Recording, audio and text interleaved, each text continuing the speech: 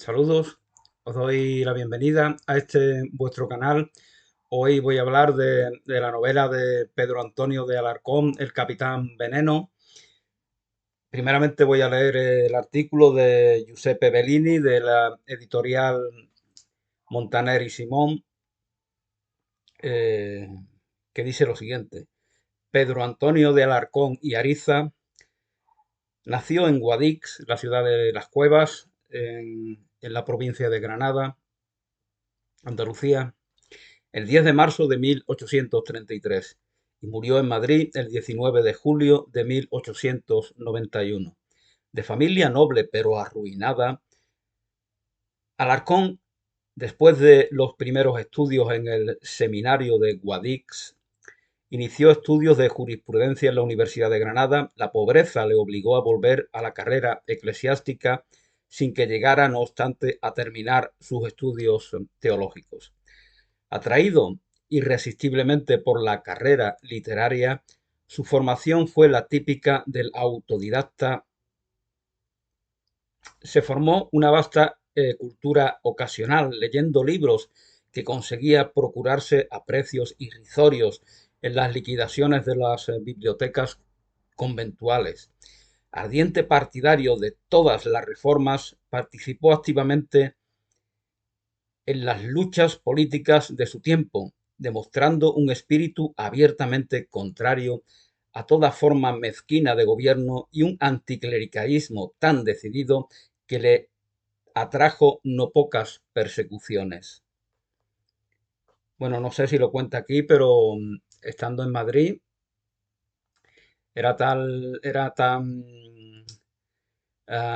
agresivo en sus artículos en contra de la monarquía de Isabel II, que era la reina de ese tiempo, que algún militar, seguramente algún oficial de la guardia de la reina, le retó a un duelo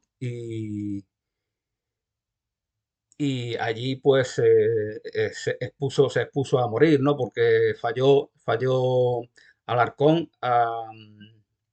al dispararle al militar, y el militar disparó al aire. Le perdonó la vida cuando podía haberlo matado, ¿no? Eso le impresionó mucho al escritor granadino. Bueno, estaba diciendo que era contrario a toda forma mezquina de gobierno y un anticlericalismo tan decidido que le atrajo no pocas persecuciones. Inició su carrera de escritor fundando con Torcuato Tarragó el diario, el diario El Eco de Occidente. En 1853 marchó a Madrid en busca del éxito literario sin alcanzar fortuna. Obligado a regresar a Guadix, volvió más tarde a la capital y allí dirigió el diario antimonárquico y satírico El Látigo. Su participación en la lucha política acabó por revelarle aspectos poco consoladores de la misma y por desilusionarlo de un modo total. En 1860 se enroló como voluntario y partió para la campaña de África, cuya experiencia aparece viva en el diario de un testigo de la guerra de África, el diario de un testigo de la guerra de África, que le dio gran popularidad. Gracias a las ganancias obtenidas con ese libro, pudo realizar un viaje a Italia y contó sus impresiones en el libro De Madrid a Nápoles. A continuación intervino de nuevo en la vida política. En 1869 el gobierno provisional le ofreció el cargo de ministro plenipotenciario en Suecia y Noruega, empleo que rechazó. Se hizo defensor de la Restauración, cambió evidentemente de un extremo a otro hasta el punto de volverse monárquico, y apoyó a Alfonso XII,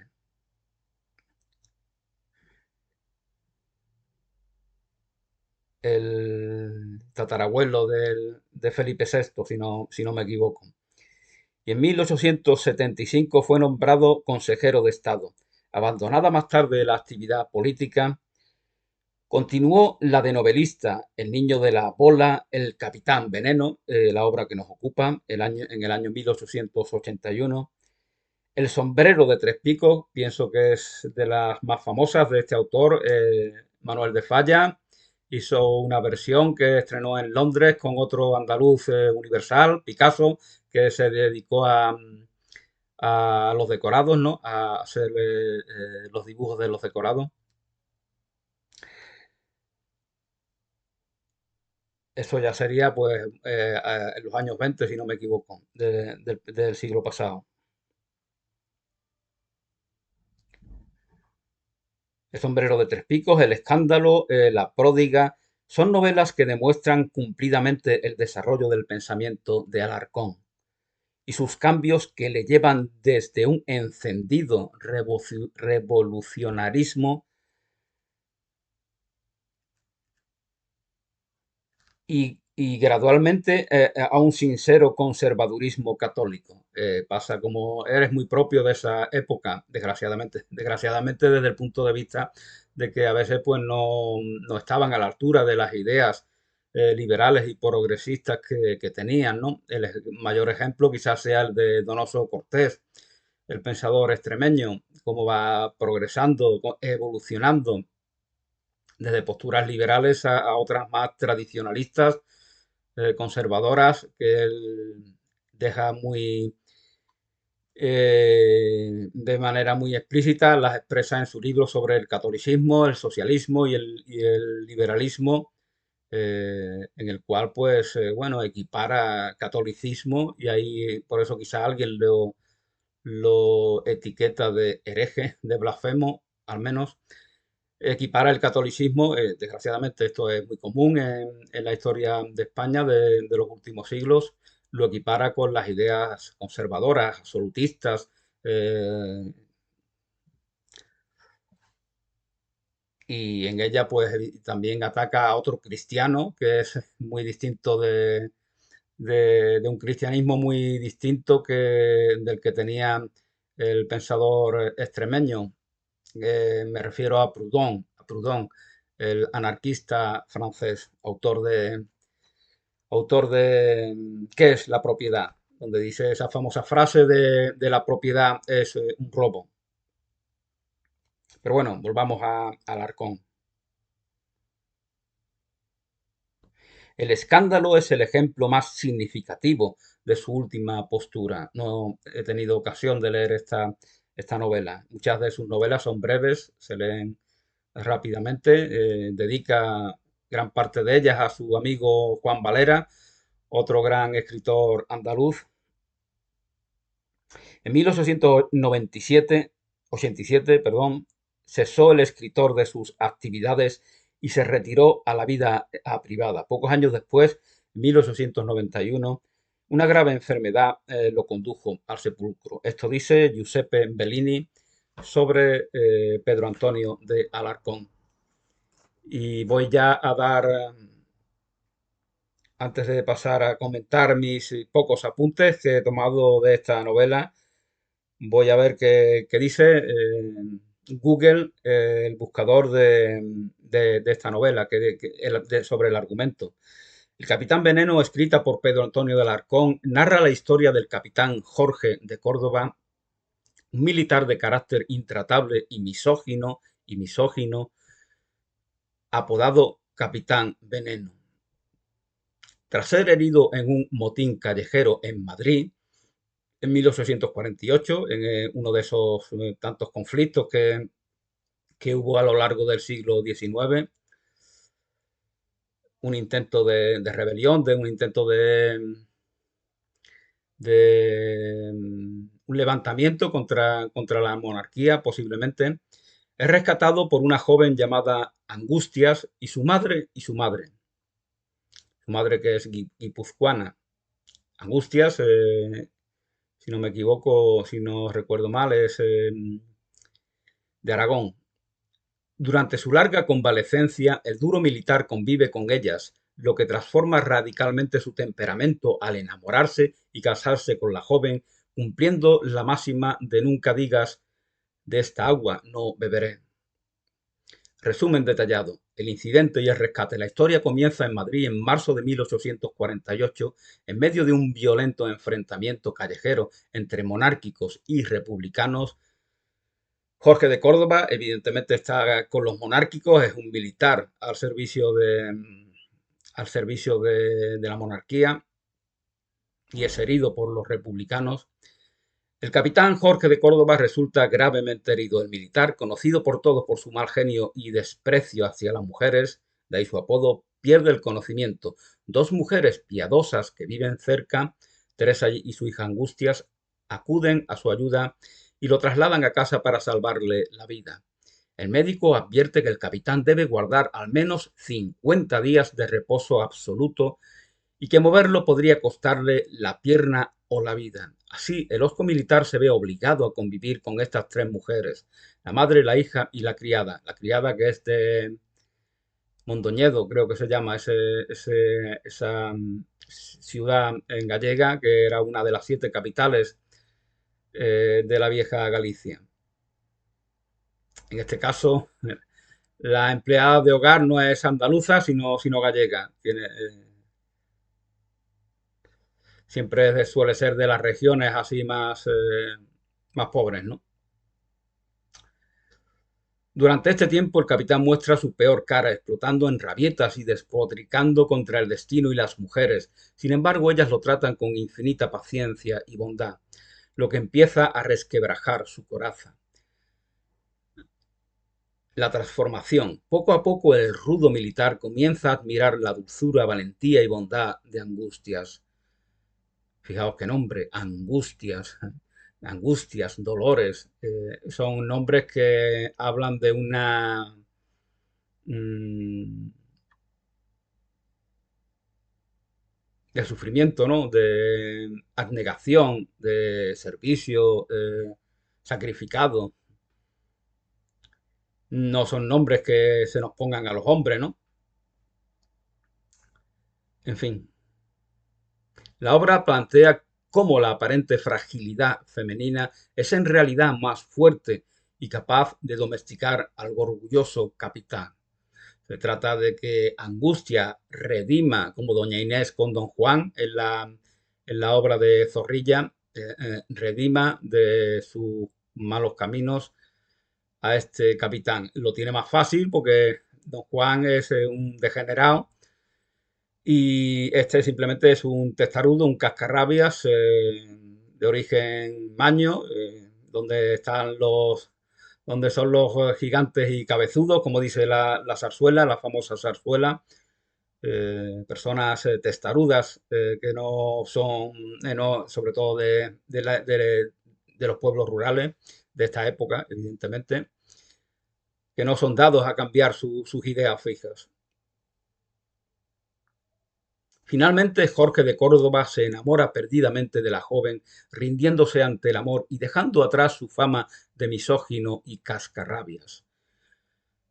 El desenlace, aquí este es un canal de spoilers, aunque bueno, esta novela, te imagino que no tiene mucha enjundia, ¿no? Un besazo y en paz, una españolada, como decían de las películas de mediados del siglo pasado, donde es un final feliz y que no tiene la intención de su autor es puramente moralista y lo hace, pues, como tiene muchos recursos, que quiere escribir que tenga un tono de comedia que nos atrape. Y él, como comentaba algún docente que hablaba de la obra, eh, previamente tenemos que aprobar el sesgo desde el cual escribe el autor granadino, porque lo ve como si fuera una verdad indiscutible. Es curioso, ¿no?, que aquellos que a lo largo de su vida van cambiando de opinión sean tan intransigentes con los que piensan de la manera que ellos pensaron en un tiempo pasado, porque están convencidos de que el problema está en las ideas que ellos han abandonado y no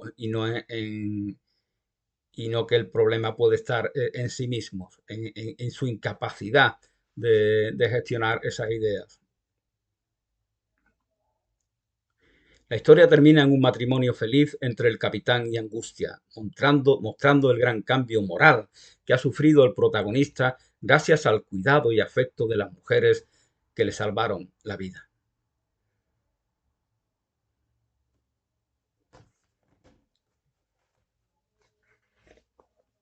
La condesa de Santurce, esa es, bueno, ella, su marido, eh, carlista, parece ser que ha muerto, entonces está en una situación difícil, ¿no? Porque no, eh, los carlistas se levantan también contra la monarquía de Isabel II, pero evidentemente por motivos muy distintos de lo que los hacen los revolucionarios republicanos, ¿no? Entonces están sus títulos y parece ser que están un poco en entredicho. ¿Dónde diablos estoy? Esta es la frase con la cual se despierta, se reincorpora eh, el Capitán Veneno y que impacta mucho a esas señoras que no están acostumbradas a este tipo de lenguaje. Le dice, le dice la dueña de la casa, evidentemente, que está en un hogar decente y no en el infierno, que es donde están los diablos, evidentemente. Yo no recuerdo haber experimentado nunca la ira que siento cuando usted se sonríe al verme furioso. Fijaos la respuesta que tiene la muchacha, la joven Angustia, ante los ataques de ira del Capitán Veneno. Ella mantiene la calma y no se implica en ese tipo de reacciones virulentas que tiene el Capitán Cascarrabias. Es usted un pobre hombre, es usted un pobre hombre. Para ella, esto recuerda un poco esa novela de Dickens, del Grillo del Hogar, de hay una niña ciega que ve desde el corazón y hay un personaje desagradable, autoritario, misántropo, y ella lo ve como un hombre bondadoso que por las circunstancias finge un mal carácter que verdaderamente no es lo suyo. Así, con esa mirada, lo ve esta niña que es una bienaventurada, inocente, evidentemente. Es una persona que no está determinada a juzgar como solemos hacerlo el común de las personas. Pues Angustia tiene un poco de esto. Ve cierta candidez en el corazón del Capitán Veneno. No ve malicia, no ve maldad. De hecho, se trata de un hombre que, bueno, quedó huérfano de pequeño y entonces ha estado privado de las atenciones maternales y femeninas que para el autor, que se ha vuelto conservador, tradicionalista, etcétera, etcétera, no digo yo que haya nada de malo en ello o que todo sea malo en ello, eh, mitifica un poco esa. Ahora que hablan, dicen que las feministas hablan de los seres de luz, que son las mujeres, fijaos como ya cierto machismo tradicional consideraba a las mujeres como esos seres de luz. Nosotros somos unos brutos, unos bastos, y las mujeres pues tienen que redimirnos al modo que lo hace Margarita con Fausto, por ejemplo, en la famosa obra de Goethe. Ya comentaba en algún vídeo que tanto Goethe con Fausto como Zorrilla con Don Juan distorsionan el mito de Fausto y de Don Juan, que en las versiones tradicionales ambos son condenados al infierno eterno, castigados por sus perversiones. Es decir, pero ellos lo ven, ellos intentan subrayar el amor, el triunfo del amor.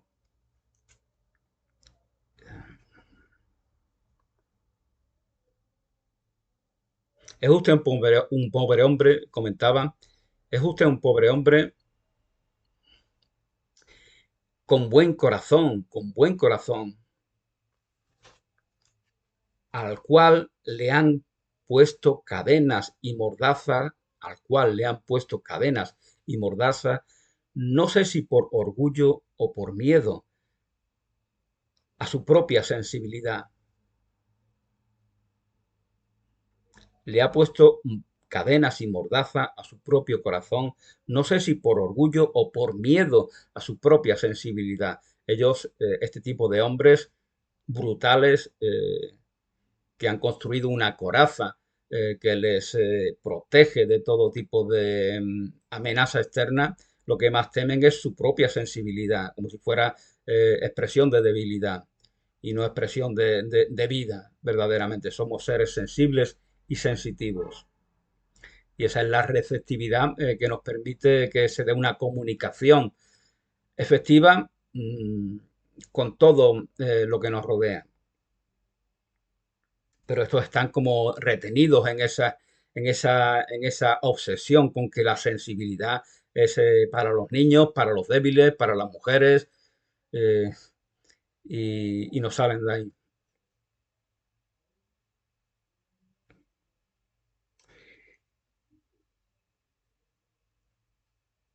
Y lo que le ofende al Capitán Veneno es cuando Angustias le dice que es un desagradecido. Malnacido es el desagradecido, porque eso ya es algo, decirle a alguien que es un desagradecido para esa obsesión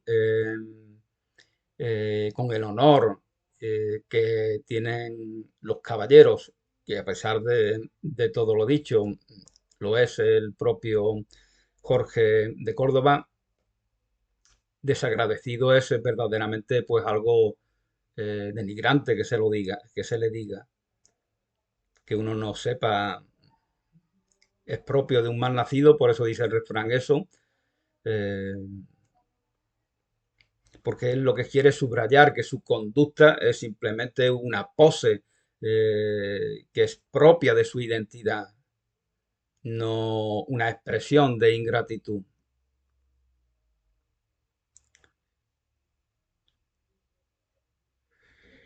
Hay una escena al principio que Angustias tiene que avisar al médico, evidentemente. Una vez que consiguen introducir en el hogar, en su hogar, el cuerpo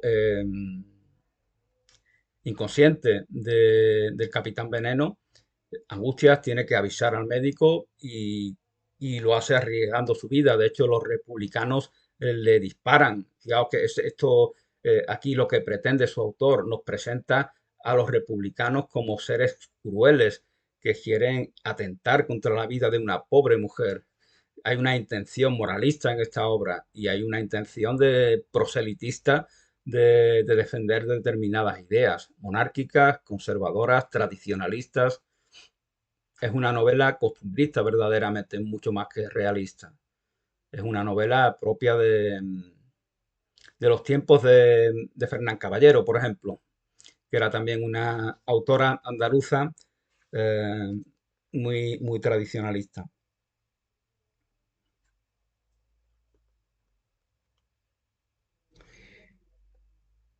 Los republicanos son los malos que disparan y también se presenta a la angustia, a la pobre angustia como protegida por la providencia. Los disparos le han atravesado el vestido, pero no han llegado a darle.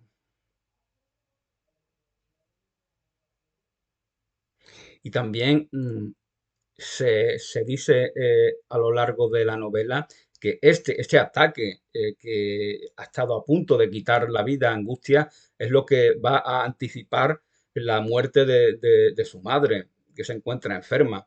Y entonces el impacto emocional que recibe, y entonces, porque subrayo lo que antes decía, así nos presenta a esos antimonárquicos como seres crueles, insensibles, como un peligro para la convivencia, para el orden, para la sociedad, porque esa es la convicción que tiene el autor. La muerte de Doña Teresa se llevará a cabo y tendrá también relación con el desenlace porque ya la pobre Angustias está desamparada y eso evidentemente va a ser una invitación para que Jorge de Córdoba se haga cargo de ella. He procurado siempre, de todas maneras, aquí las mujeres no tienen demasiado protagonismo desde mi punto de vista. Yo recuerdo, por ejemplo, las novelas de Dostoyevsky, eh, como el estudio profundo de la psicología femenina que se da en este autor. Esto no lo veo yo en una novela como esta, ¿no?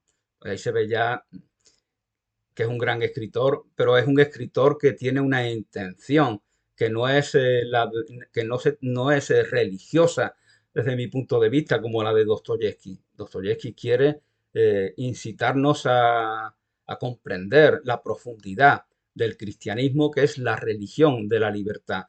Eso, entre otras cosas, pretende Dostoyevsky. Pedro Antonio de Alarcón está obsesionado con una posición política, con unas ideas, con una ideología, al igual que Donoso Cortés, al cual citaba anteriormente. Entonces ya los valores cristianos, una visión profunda, mística, a la medida como Margarita Porret, ¿no? Sobre la cual hacía unos vídeos hace algunas semanas. Eso no interesa, ¿no? Eso no es no es el motor que incita a este autor a escribir este tipo de novelas. No quiere difundir verdaderamente ningún tipo eh, de sensibilidad cristiana. He procurado siempre, dice el capitán Veneno, he procurado siempre no tratar con mujeres, ni con niños, ni con santurrones, ni con ninguna otra gente pacífica y dulzona. No quiero que me contagien de... ¿Por qué? Porque teme su propia sensibilidad y teme que se le estimule como si fuera un mal propio de los débiles, como os comentaba. Yo soy un hombre atroz. Ve como algo virtuoso ser tal cosa. Fijaos también que es un militar y por lo tanto eh,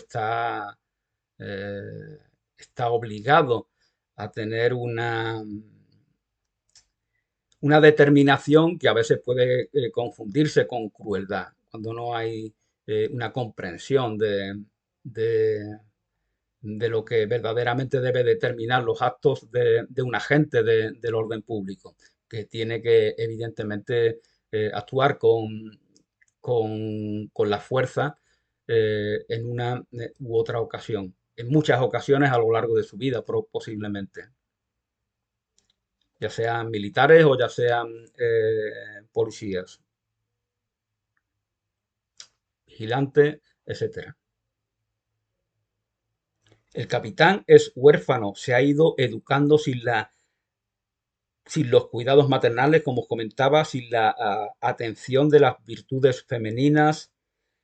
Prefiero que me peguen un tiro, llega a decir lo siguiente el capitán Veneno. Prefiero que me peguen un tiro a que me traten con bondad.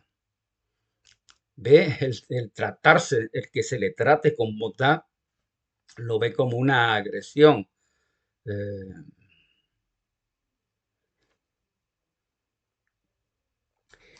Angustia era un conjunto sabio de perfecciones físicas. Esto dice Alarcón. Y morales. Un conjunto para Alarcón, belleza, bondad, verdad van de la mano. Y critica a esos revolucionarios, liberales, progresistas, antimonárquicos, que según él dispersan ambos, los tres conceptos, las tres ideas, los tres valores, la verdad, la belleza y la virtud. Fijaos que esto recuerda el poema de John Keats, cuando dice que verdad es belleza, belleza es verdad. Eso es lo único que necesitas saber en esta vida, en esta vida. Aquí John Keats también nos habla de una virtud que es belleza, que es verdad, pero su intención es completamente distinta. No se trata de querernos vender una ideología política. una determinada fe.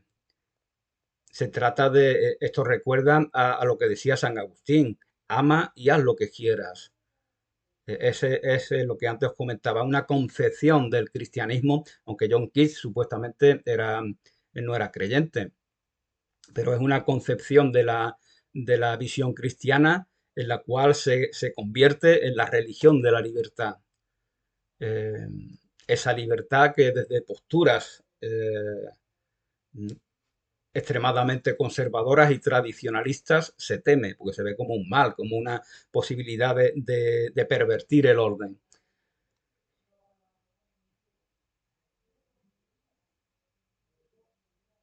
Angustias era un conjunto sabio de perfecciones físicas y morales cuya prodigiosa regularidad no entusiasmaba al pronto, no entusiasmaba, se ve como algo monótono, no entusiasmaba al pronto, como no entusiasma la ley y el orden. Fijaos cómo relaciona la belleza física, moral de Angustias con la ley y el orden que representa el monarca, la monarca en este caso, Isabel II. Es todo esto de manera muy sutil nos lo va metiendo el autor como si fuera algo natural. Entonces utiliza la perfección moral de, de esta mujer, Angustias, como arma de defensa de sus ideales tradicionalistas.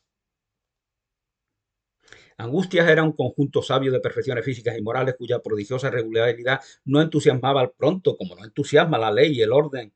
Para Alarcón, como os comentaba, bondad, belleza y verdad van de la mano. Bondad, belleza y verdad. Bondad, belleza y verdad. Al igual que John Keats, como os comentaba, pero su intención es contraria. La intención de John Keats es expansiva, es un romántico en el mejor sentido de la palabra, que no le gustan los límites, que no le gustan la dictadura de la razón, de la lógica, eh, y quiere cultivar el misterio, el enigma, la magia, el duende de la vida y nos invita a ello. Eso no es lo que hace Pedro Antonio de Alarcón. Su propuesta es mucho más pobre desde mi punto de vista.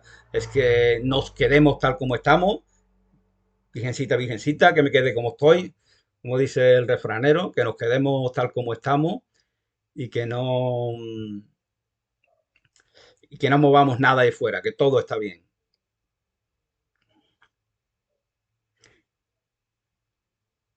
Yo desprecio al abogado, el abogado que pretende casarse con Angustia, si no me equivoco.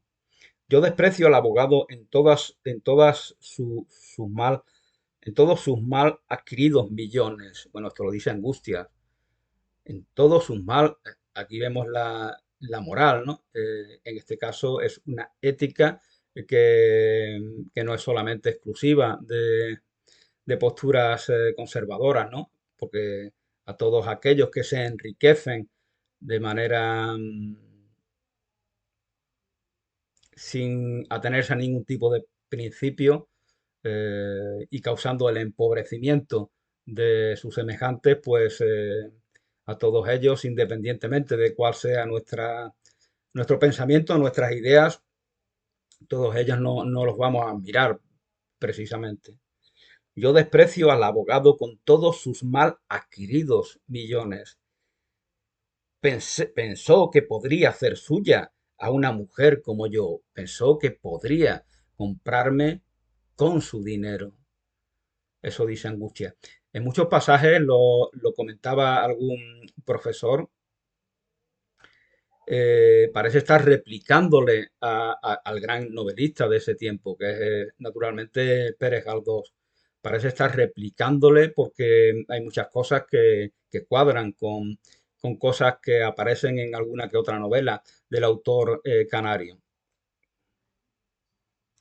Yo desprecio al abogado con todos sus mal adquiridos millones.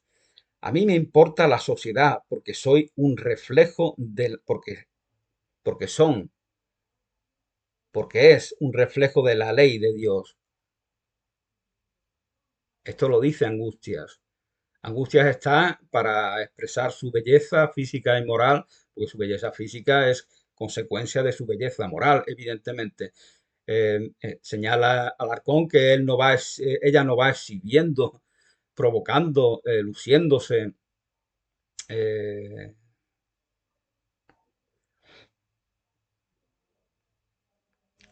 y como os comentaba, pues él la utiliza para que nos transmita esos mensajes que validan las convicciones del autor. A mí me importa la sociedad porque son un reflejo de la ley de Dios. Esto nos recuerda a eso de caudillo de España por la gracia de Dios. O sea, se usa a Dios como un mero comodín que justifica un determinado orden, un determinado régimen, una determinada realidad social, política, un determinado sistema eh, de gobierno.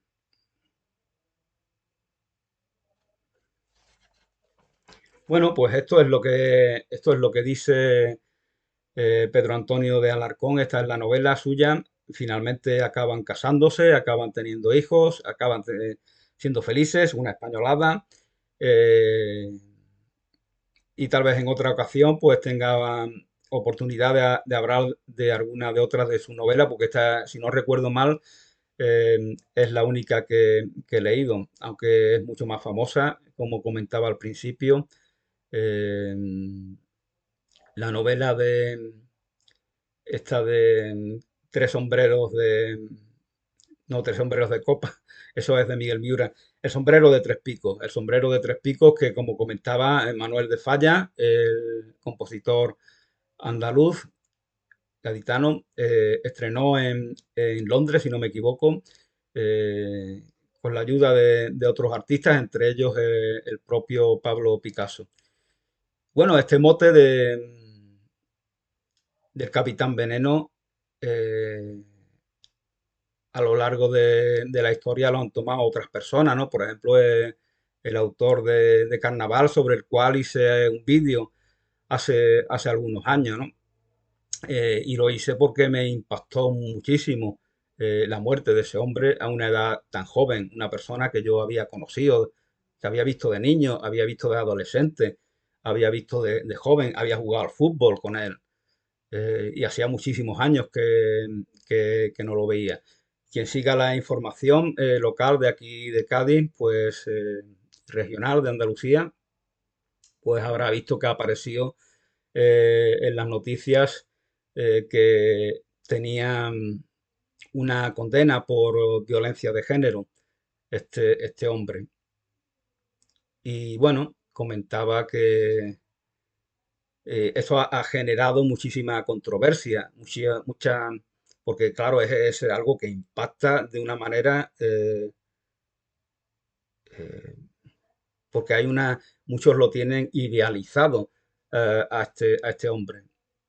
Entonces, ver que ha sido tan cruel y tan violento con su pareja y de manera repetida, pues es algo que impresiona verdaderamente. Ya sé que para muchos se les caiga el ídolo. Eh, sus coplas, sus canciones, como a él le gustaba llamarlas, ahora pues tienen un matiz distinto. Fijaos que para los niños, para los más jóvenes que escuchen sus coplas, pues ya van a tener un determinante, un condicionante que nosotros los más viejos no hemos tenido. Por lo tanto, nosotros podemos conservar el recuerdo de una época en la que pensábamos que este hombre no podía ser un delincuente, porque el que es condenado por un delito, evidentemente, pues es delincuente. Y aunque él no fue a prisión, precisamente por ese amor que le tenía a su pareja, que impidió que tal encarcelamiento se diera, eh, sí que fue condenado. Y alguien comentaba en las redes sociales que no le sorprendía. A mí, sinceramente, tampoco. De verdad, no me sorprende porque se veía que este hombre tenía unos determinados problemas consigo mismo. Era una persona como este Capitán Veneno, pero sin eh, posibilidad, eh, viéndolo a posteriori, viéndolo ya cuando ya el hombre ha fallecido, evidentemente, sin posibilidad de superar ese problema. Tenía un conflicto consigo mismo y eso lo hacía reaccionar con una violencia que no tenía sentido alguno. Y es impresionante, ¿no? Cómo él se va pertrechando de infinidad de herramientas para convertirse efectivamente en un buen poeta, en un buen autor de carnaval, que hace las cosas de una manera, que dice las cosas de una manera como nunca la han dicho nadie. Pero todo eso de lo cual se va pertrechando, no lo aplica para sanar su problema, para superar su problema, sino que lo aplica para arraigarlo más. Ese es el problema que él tiene. Por eso comentaba esta chica en las redes sociales que no le sorprende. A mí tampoco me sorprende, pero no significa que una persona de este perfil sea un maltratador. A mí sí que me sorprendió, no pensaba que, me sorprendió en el sentido de que no creía yo que pudiera llegar a ese extremo. Pues yo le he visto reacciones de una agresividad que ve que tiene un problema patológico, algo que no ha sido tratado, que debería de haber sido tratado en su infancia o en su adolescencia y que se ha ido desarrollando. Esto es muy importante porque esto lo que hay que sacar es qué nos puede enseñar este tipo de situaciones para prevenir algún tipo de violencia contra sí mismo que ejerce este hombre desde mi punto de vista, personas que tienen este tipo de problemas y consecuentemente con los demás, porque proyectan esa mala relación consigo mismo eh, hacia los demás, tratándolos con esa violencia. Así que bueno, esto es lo que quería comentar.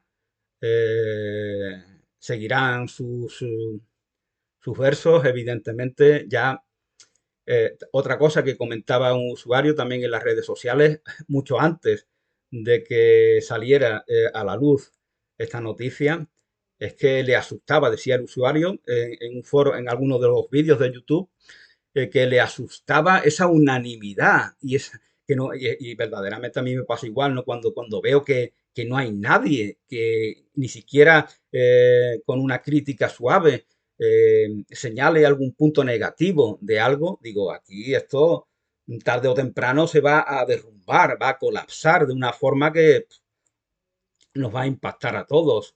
No es normal que se presente la obra de este hombre como una perfección absoluta, como si fuera una perfección absoluta que no tiene ningún detalle. Y este hombre también tenía ese problema de que cuando hablaba de temas graves, él habla de Andalucía y acaba hablando de sí mismo. Eso no es normal, eso no lo aceptaríamos en la copla de otras personas. ¿Por qué si lo hacemos con él? Porque vemos que tiene unos recursos, como antes comentaba, que el común de las personas no tiene. Entonces nos puede seducir. Él habla de Andalucía y deja de hablar de Andalucía para hablar de sí mismo. Él habla de la violencia de género y deja de hablar de la violencia de género para hablar de sí mismo. Él tiene ese problema permanentemente. Y eso es consecuencia de una mala relación consigo mismo, de un conflicto interior que no ha sido sanado, superado. Entonces, esto es lo que quería compartir. Gracias y hasta una nueva oportunidad.